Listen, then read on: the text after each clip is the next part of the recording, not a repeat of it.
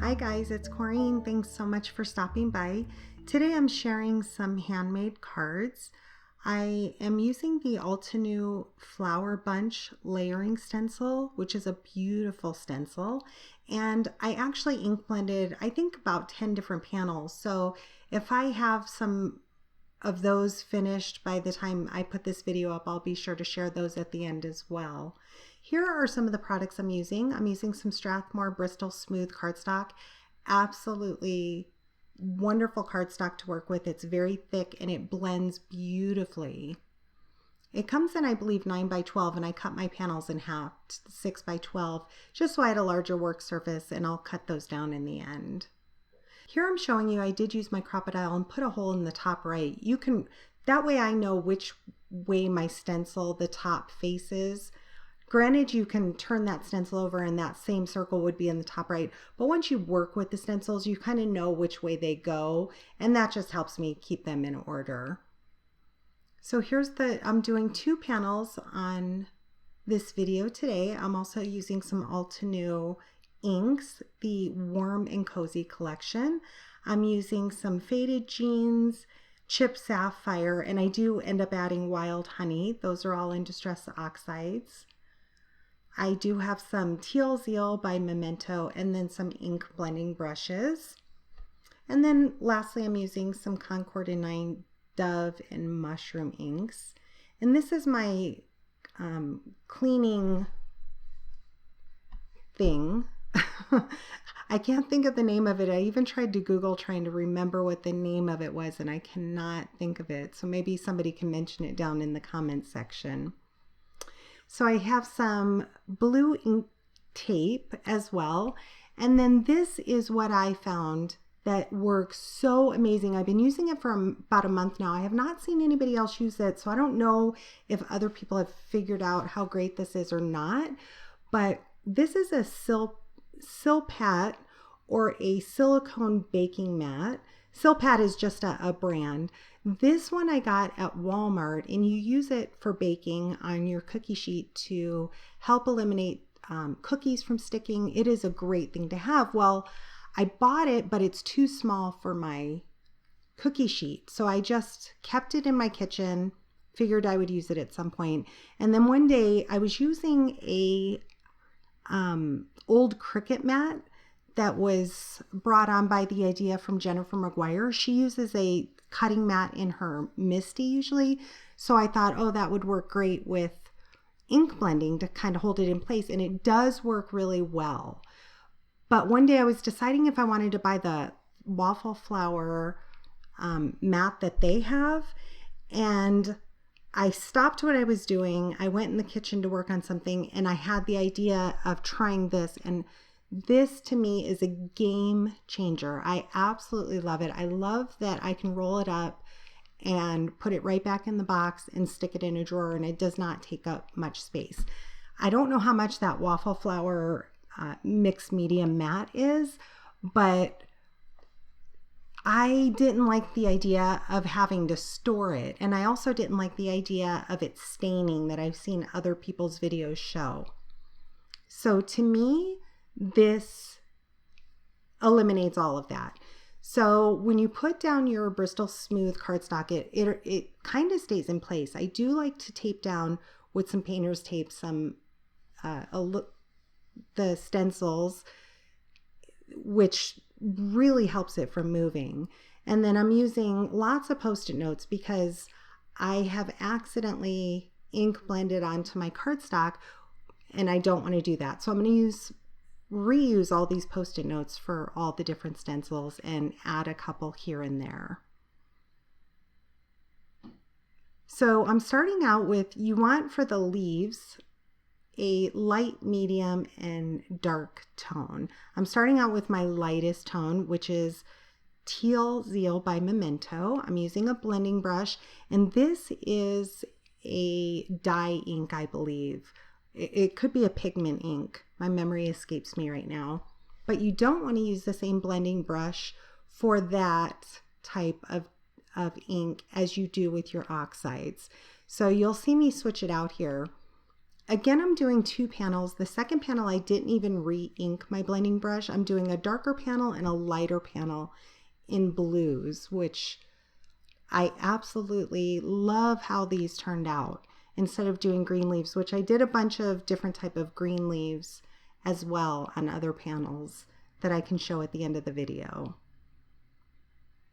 So I'm going to start with my largest leaf stencil, and I'm going to somewhat clean this using that rag thingy. And I'll show you later how I really clean my stencils well at the very end. But I'm going to set that one aside. I'm going to pull out my second layering stencil. These are really easy to line up. They just kind of lock into place. You're sort of lining up that center flower, and you just kind of move it, and it just all of a sudden locks into place. And then I like to tape it down and then use my medium toned ink, which is going to be Faded Jeans in Distress Oxide. So even though it's also a blue, I'm going to use my blue oxide brush, which I do like to label them just so I don't get them mixed up. Because again, you don't want to mix your oxide with regular dye inks or pigment inks. So this is my darker panel, so I'm going to go pretty heavy on the inking. And I'm going in different circles. So I'm going to the right and then going to the left.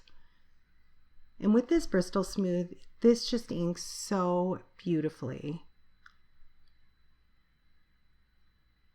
So again, I'm just kind of eyeballing it, holding it up closer to my face and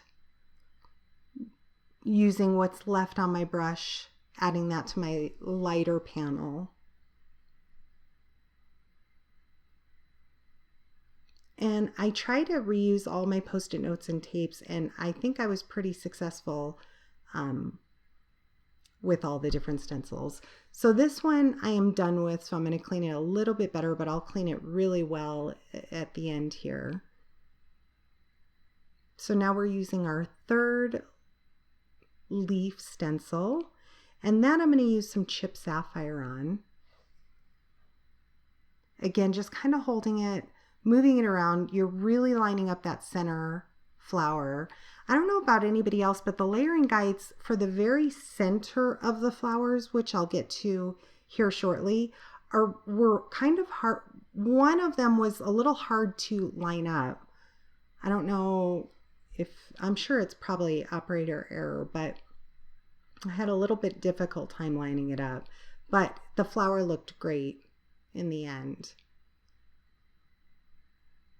So I'm going to speed up this process here a little bit, just so you don't have to sit there and watch all that. But I think it's really fun to watch how these layering stencils come together. I think they're just brilliant.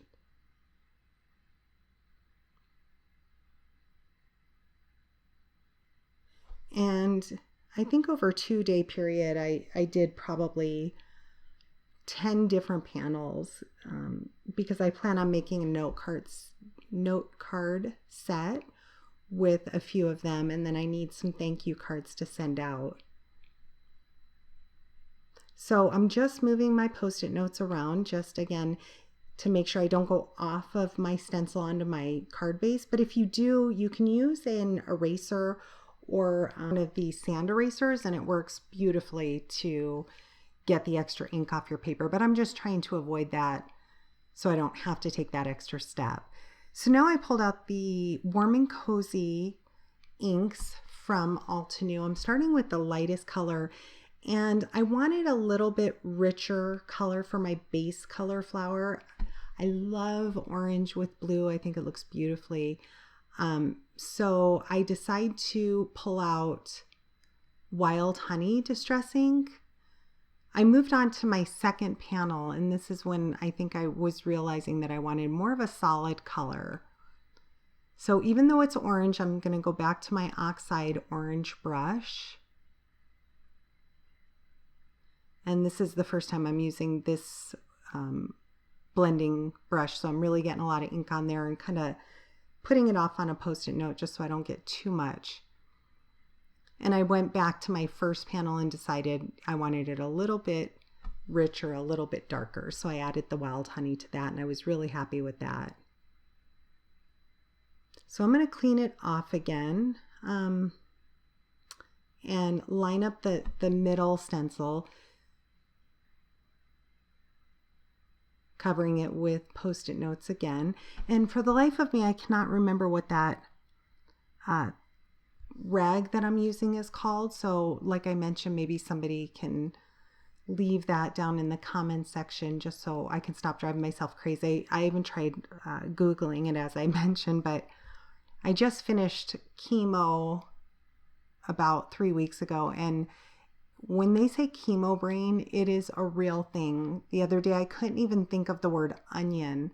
It's enough to kind of drive you crazy. You can't think of the most simple words.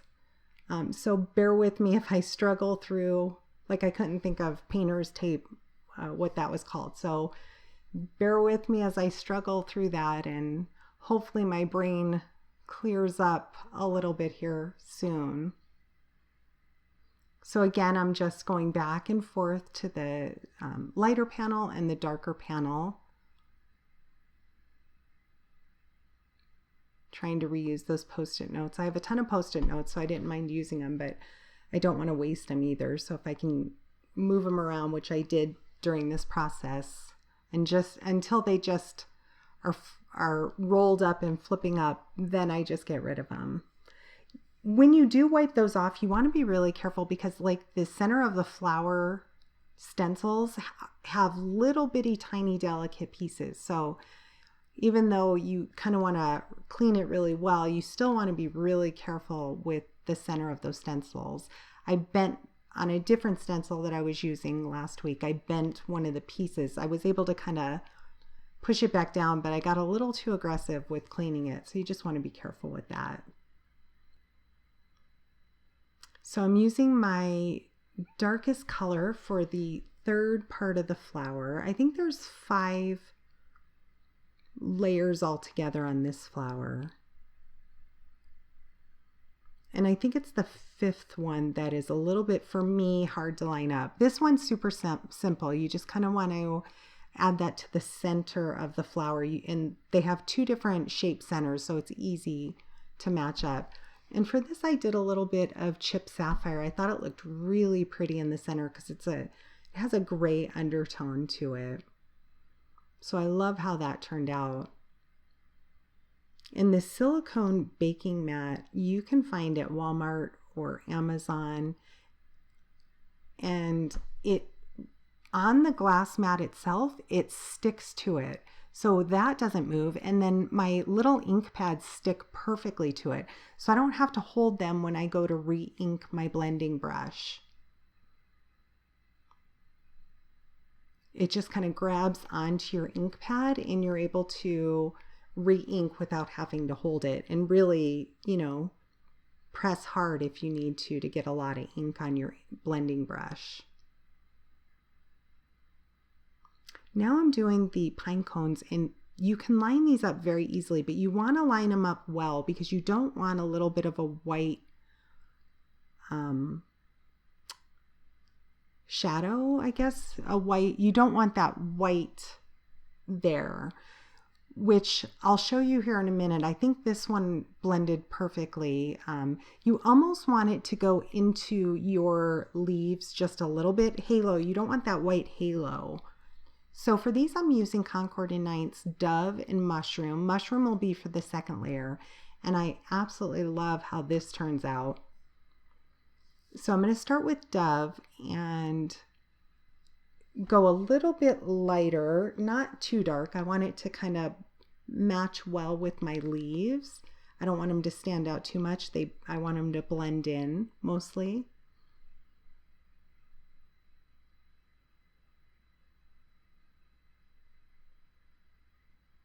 This is the one that I end up leaving a little bit of white halo, and it's easy to fix. It's easy to go back and fix. But again, you almost want to line your stencil a little bit into your leaves so you don't end up with this. I'm going to give you a closer look there. So right there, I mean, it doesn't look bad, but I don't like it. I didn't like that gap there. Right there, I'm showing you, you can see a white gap. If you like the look of that, you could leave it. I did not. So I simply just replaced my stencil, moved it over slightly. Because you're using such a light gray, it's not gonna hurt anything if it goes over your leaves slightly, which I actually prefer, so I don't end up with that white gap. And that I was much happier with. So now I'm just lining up the top layer for my pine cones and using that darker gray, which turned out really pretty. In some other ones I've done, I did a purple and it turned out really pretty. I was really happy with that. And then I went ahead and did this on my darker panel as well, and I went a little bit darker with that as well. So now this is super easy to clean up. You just kind of wipe it. It's sticky on both sides. And like I said, it kind of grabs onto my glass mat so it doesn't move. And I'm able to roll it up, put it back in its box, and stick it in a drawer. And that's what I like, is that it's not taking up any space.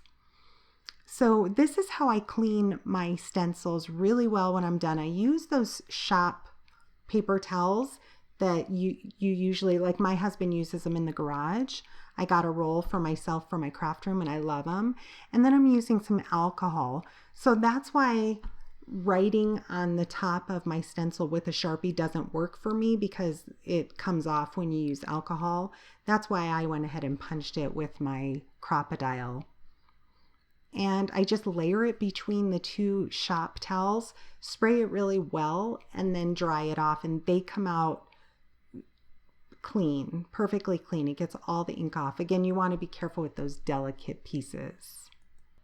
So now fast forward, I believe it was about 2 months in between me ink blending all those beautiful flowers and sitting down to make all the cards.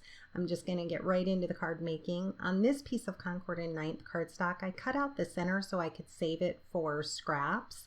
I like to do that sometimes. Other times I'm in a rush and I just don't do that, but it's a good way to use up those middle pieces. And my niece Kylie Grace was spending the day with me, and she asked if she could say hi on camera. So that's her waving, saying hello.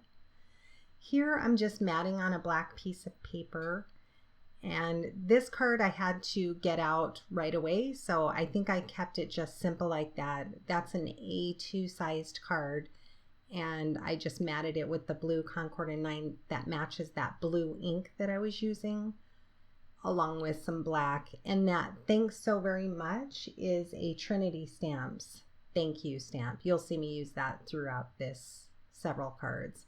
So here I'm just showing you, I did pre-cut different things. I'm using the Concord and 9. Again, that's that Trinity Stamps. I love that thank you stamp. And some of these cards I've already given away, so I don't have exact measurements, but I just kind of made them all different sizes. Whatever I liked, I just kind of matted up. And I'm just using some wet glue. That's usually what I like to use. That's some art glitter glue. Matting that on a thin piece of black. Sometimes I like a bigger black border, and then other times I like a tiny black border. So just whatever I'm in the mood for that day. Same with the back of the card base. Sometimes I like that to be larger than my focal point. Other times I like it to match it. So here I'm showing you, I cut out a piece of chipboard that is the same size of that last matte, black matte piece, because by putting a piece of black chipboard, first of all, you don't even notice it. It's hidden behind there, but it gives this card just a little bit of dimension. I love the look of that. And all of these black card bases, I did put a piece of white paper on the inside. You don't have to do that if you want to write on the inside with like a white or silver gel pen. But just, I didn't know, some of these cards I was just making ahead of time. They weren't for anybody specific. So I like to put a mat in there. That way it's ready to go when I want to send the card out or hand the card out. At the end of this video, I will go through all of the cards too, closer up. But here I wanted to show you, I'm using a My Favorite Things background stamp, and this silver paper, you'll see me use that a lot. That one's the mesh background stamp. The silver paper that you'll see me use a lot, I get from Amazon. It's my favorite paper. I love having that in my stash. It cuts beautifully. You don't get glitter everywhere, and it's very soft, but yet sturdy. It also cuts well on an electronic die cutting machine or your hand die cut machine. So again, I'm using some Concord and Ninth. That is the paper that matches with that ink blended panel in the back. And this one's going to go across the entire front of the card. And this card is, I have it in front of me, 5 by 6. Like I said, there's no rhyme or reason. I just, whatever looked good to me at the time.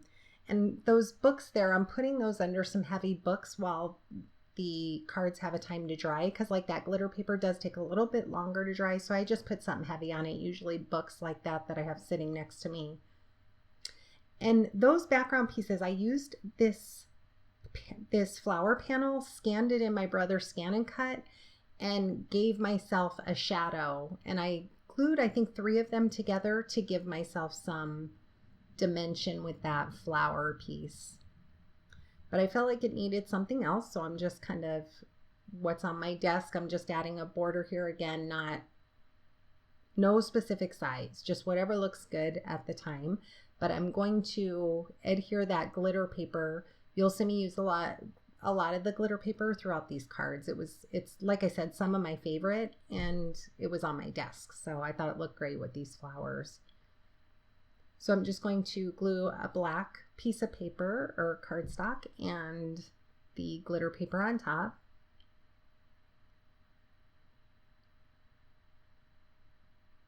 And this is a side folding card.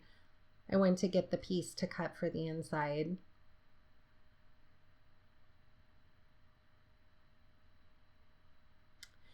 You can use wet glue or dry adhesive. I like to use wet glue usually, it's quicker.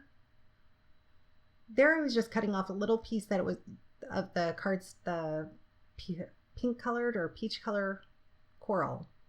That's the word I'm looking for. The coral color cardstock from the side that was peeking out. And that glitter piece of paper and black piece of paper had a little bit of dimension to it.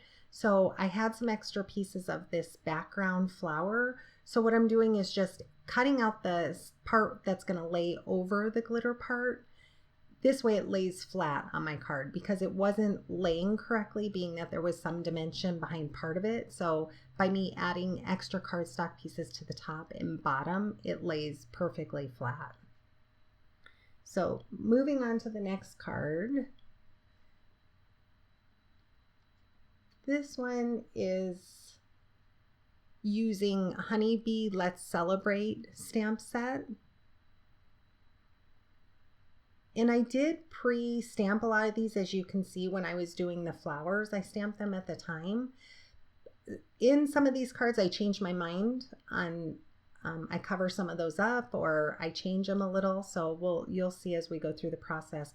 But again, I'm just adding that onto a black piece and some glitter on a black card base. And I believe this was an A2 size card. So I'm just rotating as we go and just letting things dry in between. We will go back and embellish these at the end. This card here, again, I have in front of me, this is a 5 by 6 as well, using the same Concord and Ninth. I believe I use that on all of these cards. Adding my inside matting piece.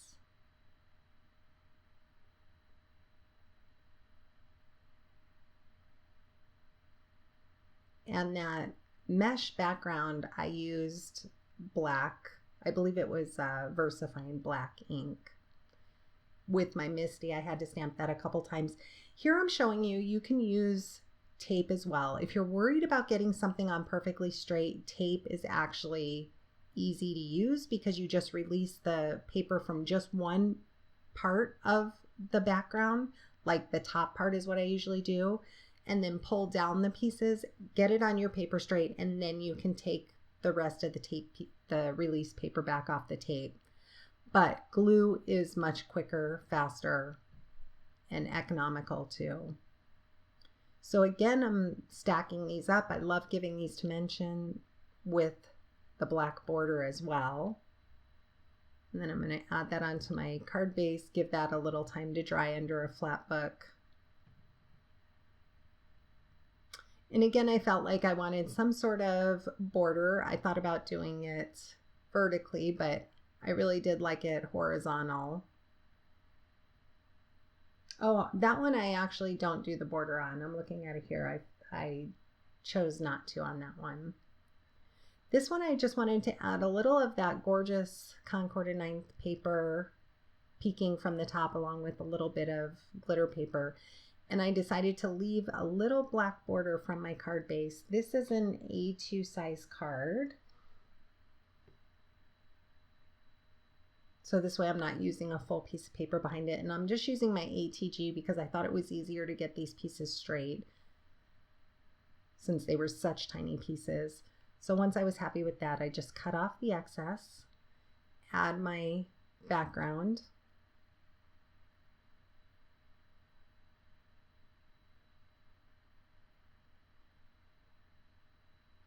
again, just letting things dry in between. I'm just working on all of these assembly line style at once.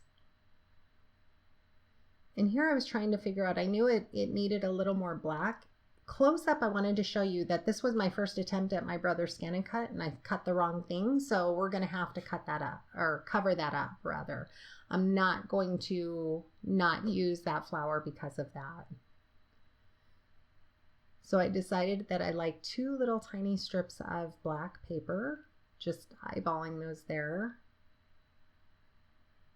And I did not want the black border on this, so I decided to just add some foam squares, and I added a little glue because I've never used these specific foam squares before, so I wasn't sure how sturdy they would be, so I just added a little dot of glue behind them as well.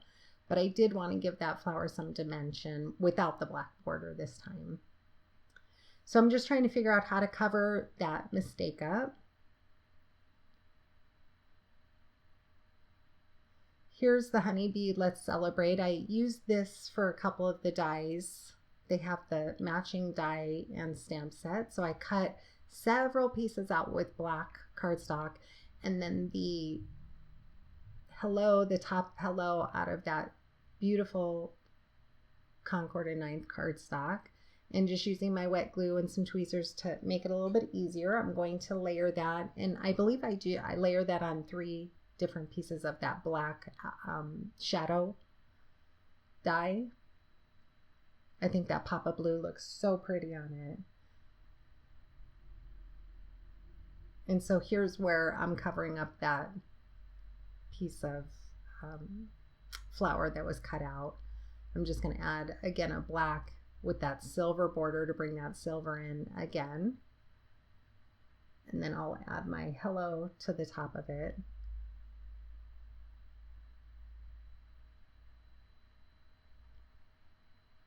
I planned out a lot of my matting pieces, but I didn't plan out any embellishments or how to finish the cards. That's what we're doing here today.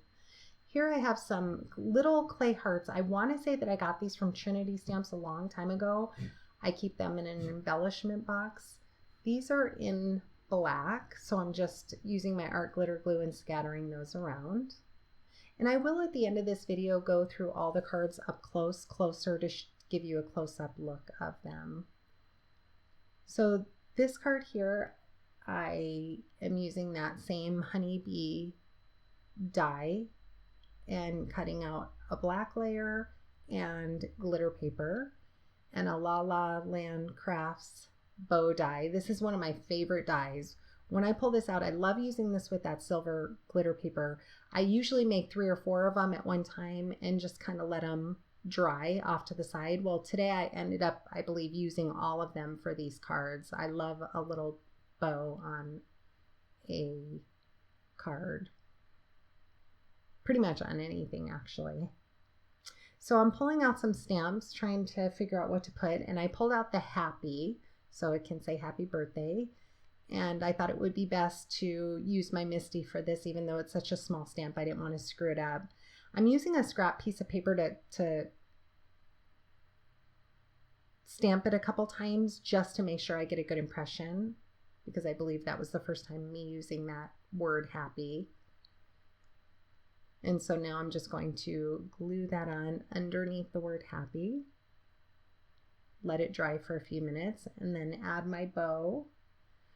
For the center of this bow, it comes with a centerpiece. I didn't add the centerpiece when I was gluing it all together, but I went back and added just a little centerpiece to finish the bow off, along with a couple more of these hearts. I added 3 hearts scattered. And this art glitter glue dries clear, so you don't see it once it dries.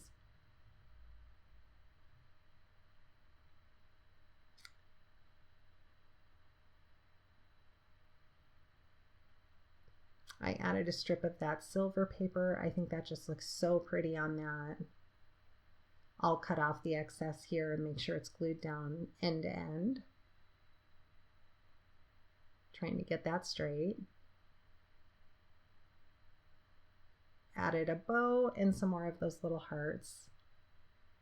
Super cute. This is a top folding card. So this one here, I wanted some dimension with it. So I'm still going to use the same hello that I used, but I'm going to cover up the one that I had previously stamped and use die cuts instead. So I'm sorry, I'm a little off screen here, but it'll come back. I'm going to just add a border to cover that up, and trial and error. I'm not measuring anything out. So you'll see me cut a larger size piece of glitter paper because that wasn't covering it up well enough. So once I add the thicker piece of glitter cardstock, then I'm able to hide the hello behind it, because like I said, I wanted to give this card a little dimension. And then I have stamped out there a little, so it says a little hello. Letting that dry, and then now I can perfectly hide that previous one over it, and I was much happier with that. And of course added a tiny little bow. Absolutely love that cardstock, like I said. So after that had a moment to dry, I'm using some clear dewdrops and scattering those. You do see the glue behind it until it dries. Once it dries, it's completely clear, so you'll see that in the final photos. But I'm just adding one to the center of the bow and then scattering a few of them. I'll set that aside to dry. So now I pulled out some pretty pink posh stitch strips, because one of my cards I thought I wanted to go ahead and just give it the glitter paper a little bit of a stitching detail, which turned out really pretty. You may not be able to see it very well on camera, but it turned out really pretty. So again, I'm covering up a little hello, because this one I wanted to make for a friend for a birthday. So I'm adding a black border with some glitter and some smaller foam dots from Stampin' Up. But I realized after I put this down, I realized I want to go ahead and stamp my sentiment. So I pulled that back off before it was dry. Super simple. And then added it into my MISTI to stamp out have a. I did it a little bit wonky. I didn't want it perfectly straight. So again, you'll see me stamp it off on a scrap piece of paper just to make sure I get a good impression, because I've not used those 2 words in the stamp set before. Once I was happy with that, I stamped that twice, and now I can re-glue down my word birthday, add my bow, and a pink enamel dot that matches in the center. For the inside, being that I was giving this to someone, I went ahead and pulled out the Honeybee Happy Birthday stamp set and some Kitsch Flamingo oxide ink, and I did have to stamp that twice to give it a good impression. I'm using my brayer to really press that down on my MISTI. And that's for the inside of the card. I had already put a matte piece on the inside, but I didn't want to rip that out, so I just put a slightly larger piece. And I'm using tape because I wanted to make sure that went on there perfectly straight. This little bow it has some scallop edging and some lace edging. I placed it down and it kind of blended in, so I decided I wanted a black matte piece behind it, so I just cut out another piece of the back part, and I'm cutting that black piece in half so I could separate it so it's a little bit longer than the silver piece. That way you can see that the silver's been matted on top of it. And then I added a pearl to the center of it. And this card is 5x6 as well. It has the dimension behind the flowers, and now I'm adding some white clay hearts to it as well. And this one is a side folding card.